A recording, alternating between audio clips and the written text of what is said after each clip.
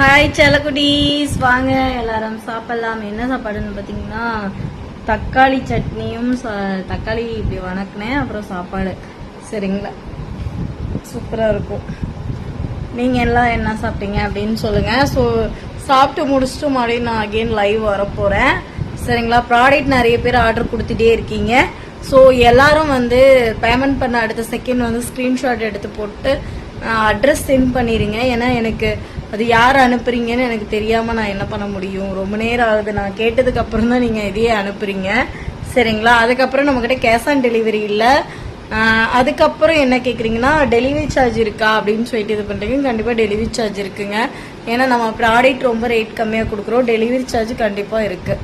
சரிங்களா, சரி உறவுகளே, வாங்க சாப்பிட்லாம். எங்கள் வீட்டில் தக்காளி மட்டும்தான். எனக்கு உடம்பு சரியில்லாததுலேருந்து இப்போ வரைக்குமே என்னால் சரியாக சாப்பிட முடியல. அதனால தான் நான் இந்த மாதிரி இதெல்லாம் சாப்பிட்றேன். ஆனால் கொஞ்சம் ரசம் ஊற்றி சாப்பிட்ற நல்லா இருக்கும்னு நினச்சேன்.